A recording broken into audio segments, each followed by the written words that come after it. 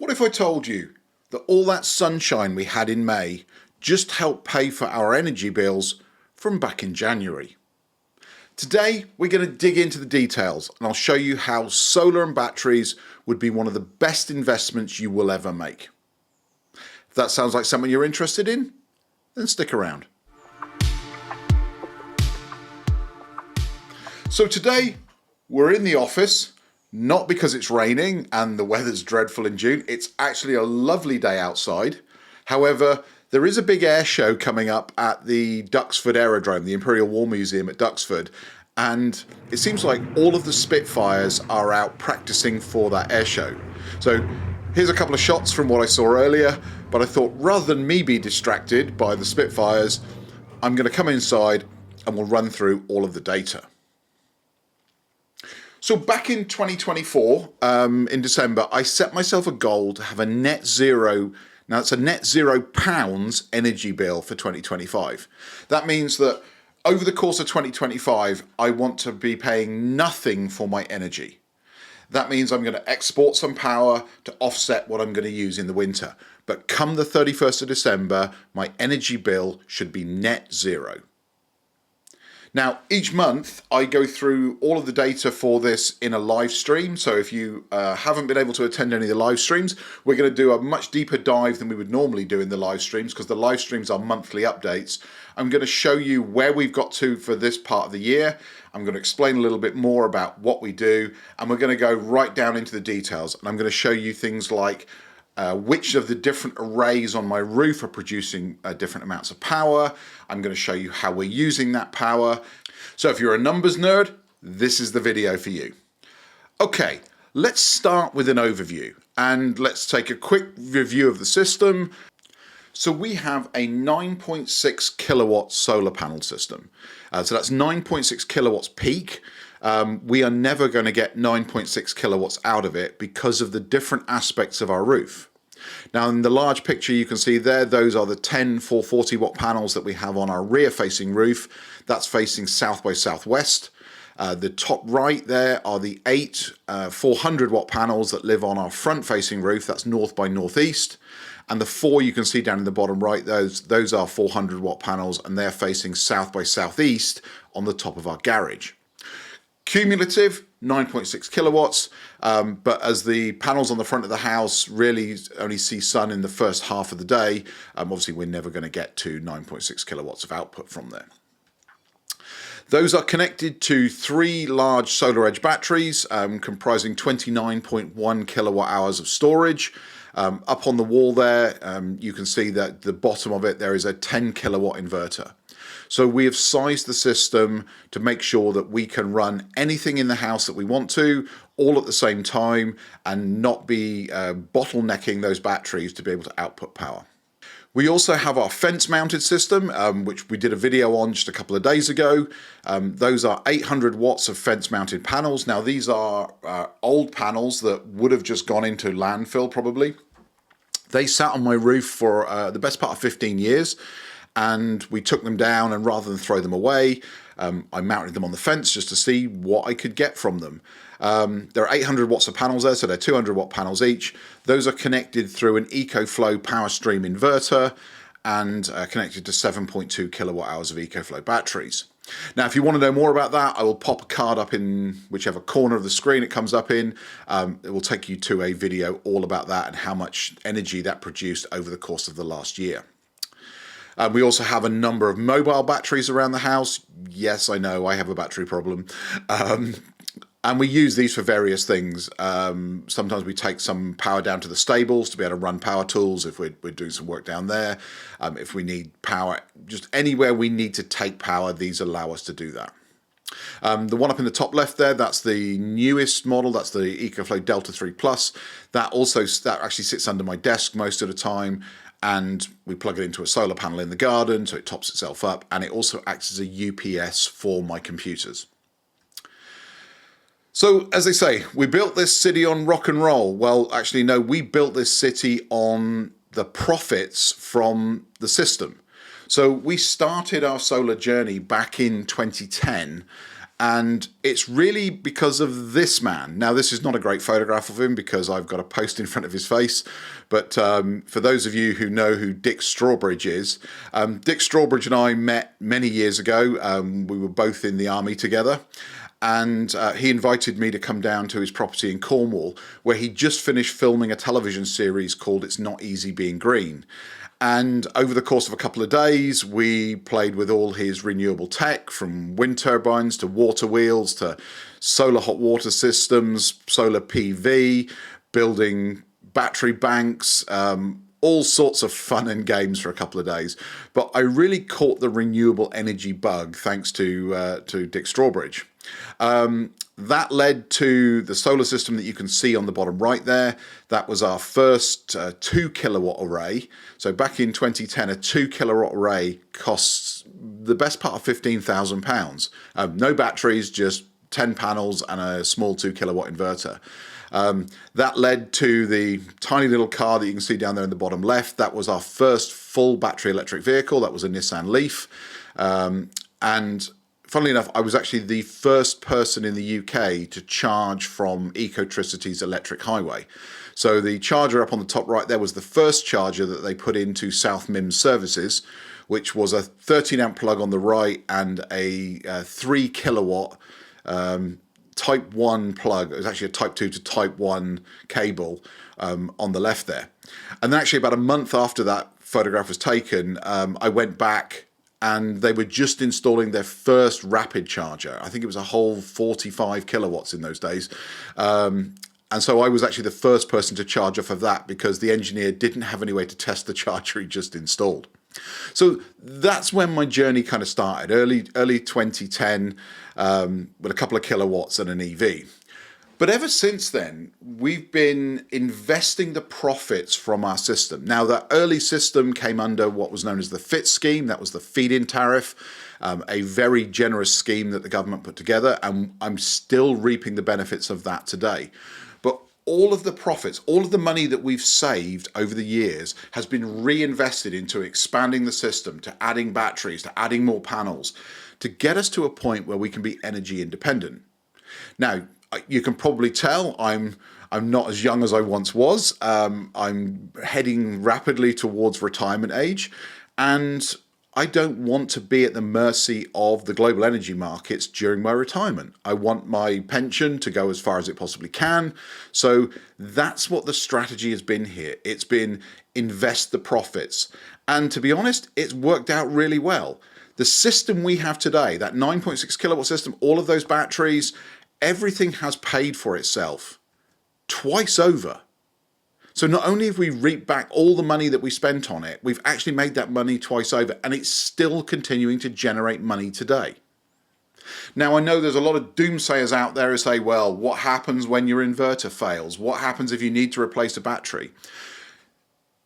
Entire systems don't fail all at once. Yes, you might need to replace your inverter. It might cost you a couple of £1,000s. You might need to replace a battery. Battery prices are coming down all of the time. So you may have to invest some money in your system. We have been very lucky. We haven't actually had anything fail yet. We have replaced one inverter kind of before it's failed. It started to show some issues. But other than that, the system has been incredibly reliable. Now, the reason it's been so reliable is we used a quality installer.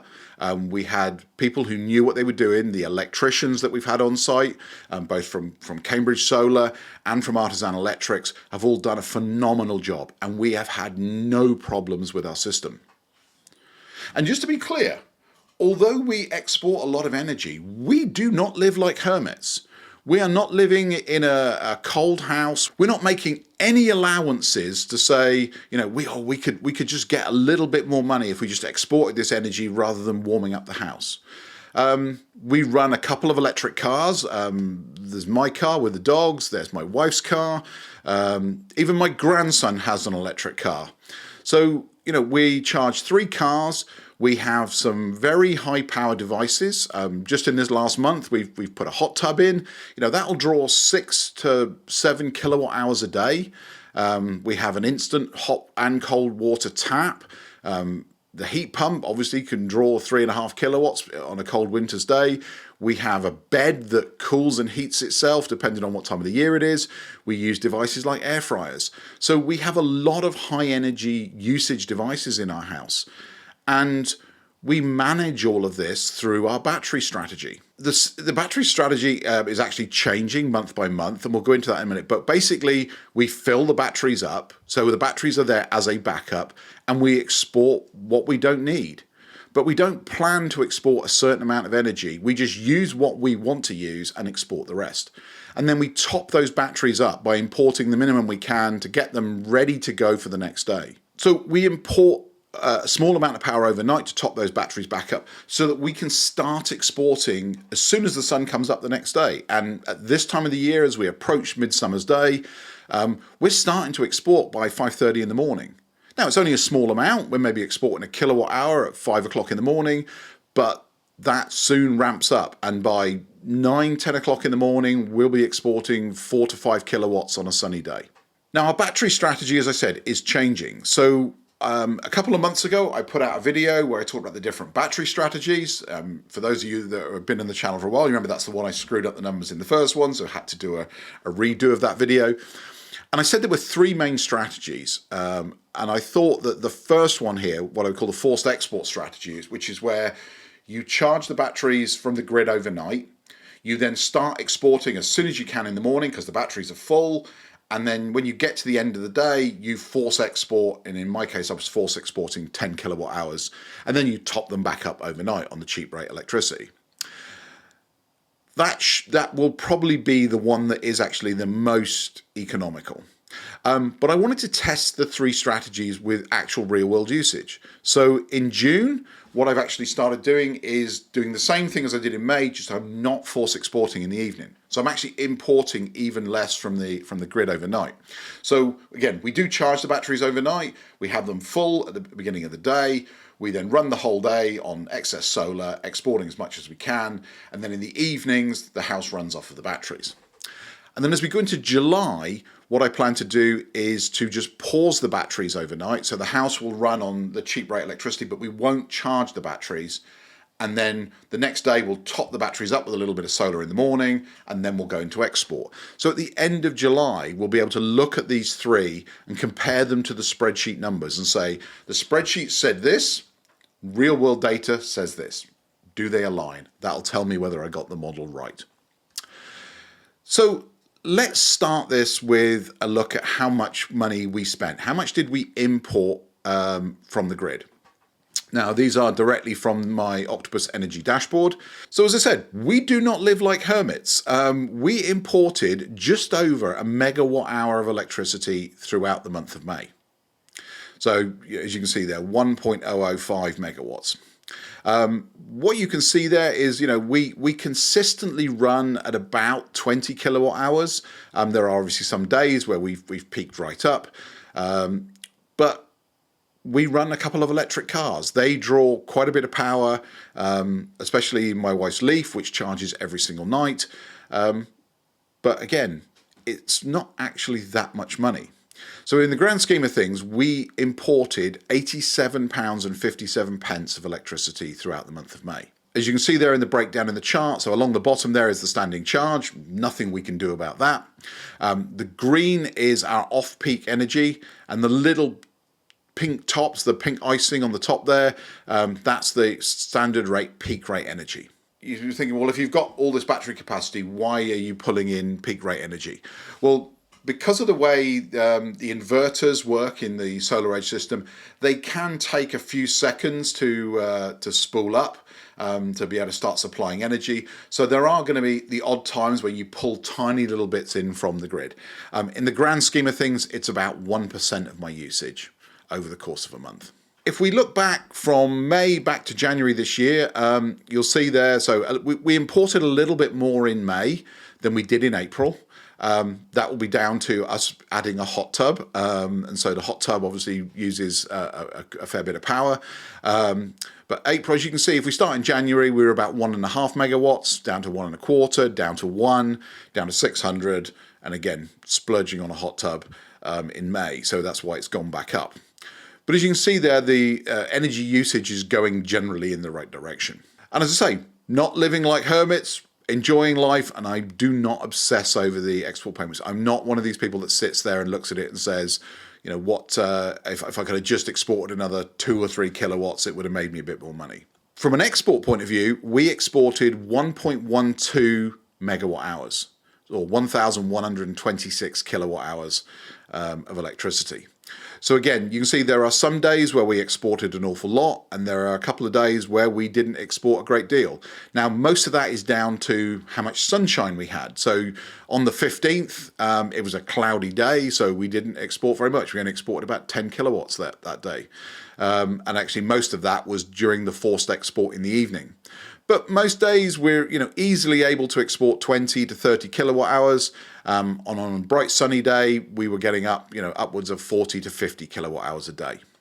From a payments point of view, that means Octopus paid me £169 for that electricity that I exported. So if we put that alongside the charts, you'll see there they kind of go opposite to each other. So January, we only exported 62 kilowatt hours in the whole month of January. February, 115. So January and February this year were cold and cloudy months.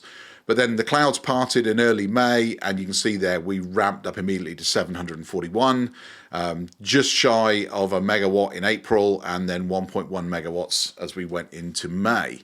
So again, the exports are heading in the right direction.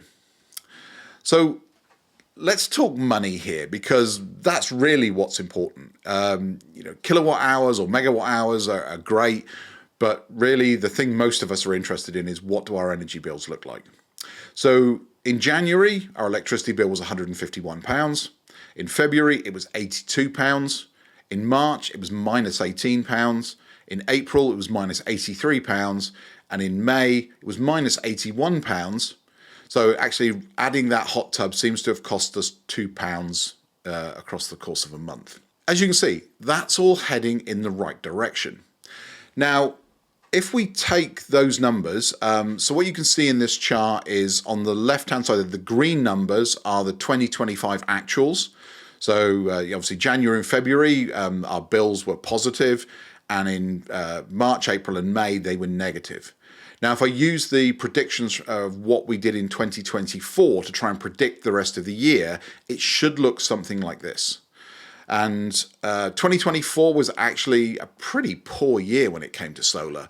So the numbers could well exceed those, and I'm certainly hoping by June and July to exceed those numbers significantly. But as you can see, we should be still in negative territory right into the end of October. When the clocks change, the clocks go back, and then we'll start paying an energy bill again in November and December.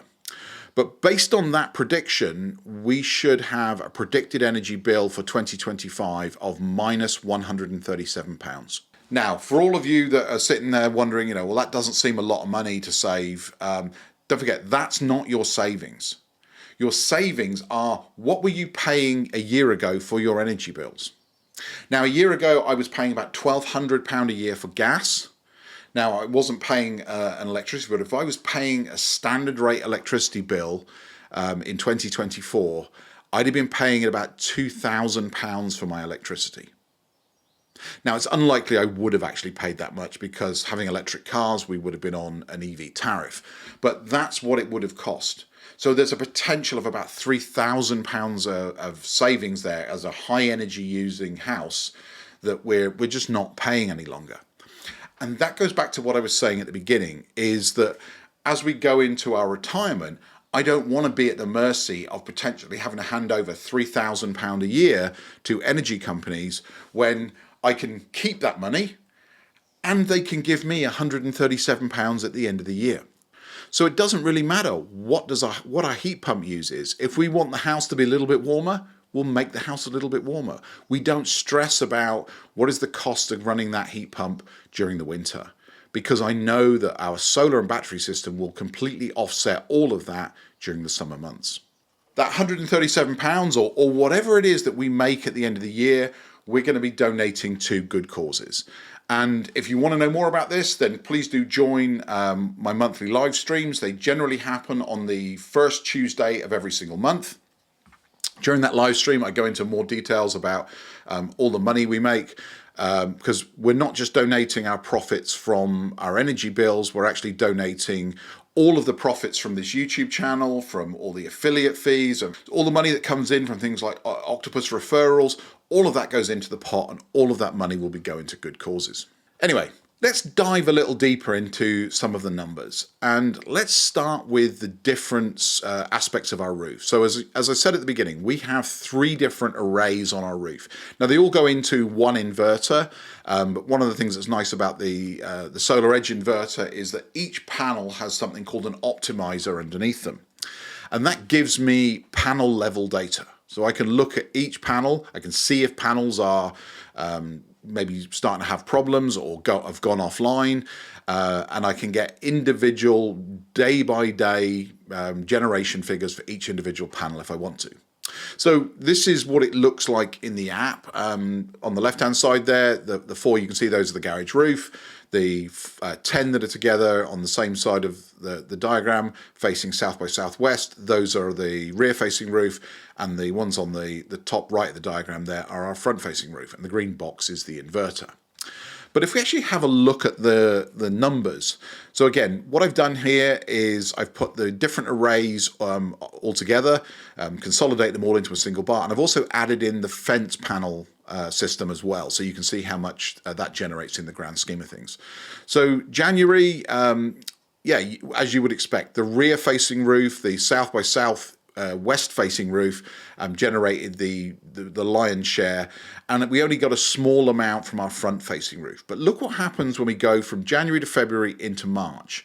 Look at that grey block and how much bigger it's getting.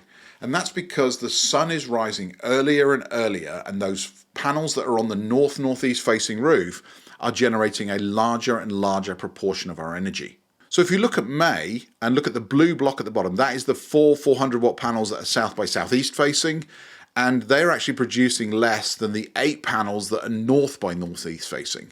And that's because the sun is coming up so early in the morning that they're starting to get sun at 5:30 in the morning, and they're still generating into the middle of the afternoon until the sun has completely moved round into the southwest part of the sky.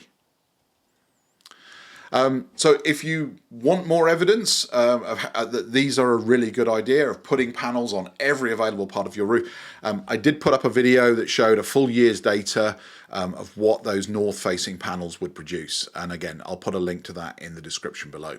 So how does it compare to previous years? Because to be honest, we've had a stonking start to 2025, and certainly compared to last year, which wasn't the greatest of summers. So here, again, blue is 2023, green is 2024, and red is the first half of 2025. And again, just look at March, April, and May. 2025 is just destroying those previous years. We had such a good March, and that continued into April and May. Now, we have had a few cloudy, wet, windy, rainy days at the beginning of June. It is now June the 12th, and it's glorious sunshine outside. But remember, we're heading into the tennis season. And for those of you in the UK will know, as we get into the beginning of July and we get into Wimbledon, it always rains during Wimbledon. Otherwise, Cliff Richard still wouldn't have a career. So fully expecting summer storms, some good days, some bad days. But I'm still hoping that we can exceed what we did in May in June. It's looking possible. So 2025 is turning out to be a record year, and long may it continue. So just as a reminder, this was June last year, so we can't always rely upon the weather. This was thunder hail that we had in June, which has been insane. So we generate all of this power. Where does it all go? What are we using all of this power on? Well, this chart here shows you the sort of breakdown of the major things within our home that use power and where it goes. So obviously, the Solar Edge batteries that we charge from the grid, they are the biggest user of electricity, and significantly more than our electric cars. Certainly this was in May 2025. Then we have the house. We have 2 different circuits for all the sockets in our house. Now, I haven't quite got to the level yet where I'm doing individual socket monitoring. That may come in the future. but our rear sockets in the rear part of the house, which does include the hot tub, obviously are the second biggest user. That also includes things like our air fryer and our hot and cold or boiling and chilled water dispensing tap are all on those rear sockets there. Front sockets are the sockets at the front of the house. Then we've got our Delta Pro. So these are the two EcoFlow batteries that, again, when they need a bit of a top up, I pull some power in from the grid overnight to charge those. We have the wife's Nissan Leaf, which doesn't use anywhere near as much power as you would think it would. The heat pump, my office computers and other things that I have in here. My Tesla, it didn't drive an awful lot in May, so hence the reason that's way down the list there. And then oven and our Eddy hot water diverter that we use to boost the heat in the hot water tank occasionally. So as you can see, again, not frugal, not living like hermits. We just use whatever power we need and we export the rest. So why does all this matter? Well, one of the things about having solar and batteries is you're reducing your impact on the grid. Now, we've all heard stories, the grid is trying to modernize itself, it's trying to decarbonize, it's trying to get to a point where there is enough capacity. If everybody in the country suddenly decided tomorrow they wanted an electric car, if the Daily Mail was to be believed, that the grid would just collapse under its own weight, which just isn't true. But the grid needs some level of help over the next couple of years as it changes to fulfill the more modern requirements. So by having solar and batteries, you're reducing your impact on the grid. It gives you a level of financial resilience that I don't know of any other way that can, because the global energy markets are going to do what the global energy traders want it to do. They're out there to make money from it, and what you pay for your energy doesn't even come into their thinking. So having the ability to generate your own power, to be able to say, I know exactly what my energy costs are going to be, not just this year, but for the next decade or the next 20 years. It's obviously much better for the environment. If you're generating your own power on your roof, you're not pulling in power across the grid, you're maybe not pulling power from a gas-fired power station. It is much, much better for the environment. And to be totally honest with you, it's a lot of fun to manage. Now, my definition of fun and your definition of fun might be very different, but I enjoy it. I hope this was interesting. A lot of you were asking for me to do a more deeper dive into the solar. I tend to concentrate on the heat pump and the fence mounted system, and really this is the first time I've gone into details of what we generate outside of the live stream. So if you found it interesting, then please do hit that like and subscribe, and do let me know in the comments what you thought. You shouldn't use my data as a model because everybody's different. Every solar system that is installed in the UK is bespoke. Everybody's going to be different. Everybody's usage patterns are going to be different. Everybody's needs are going to be different. Your roofs are not all going to face in the same direction. So by all means, use my information as a guide, but do please have your own system modeled before you start spending your own money. There's an old saying, when is the best time to install solar? The answer, 15 years ago. The second best time to install solar is today. Let me know your thoughts in the comments. I hope you found this interesting. Thank you for taking the time to watch. I really do appreciate it. I appreciate all of you that watch and comment and subscribe to these videos. It has been a real fun and a pleasure sharing this information with all of you. And if you would like to get involved in the live streams, then do keep an eye out. I do post usually a couple of days before the live stream on the community tab on the channel. If you want to come along to those, where we generally will start off with a few sort of pre-prepared questions, but then the rest of the session is generally Q&A. So if you want to get your questions answered, then the live streams are definitely the way to do it. With that, it just remains for me to say thank you for watching, and if I'm lucky, I will see you back here real soon for another video. Take care. Bye-bye.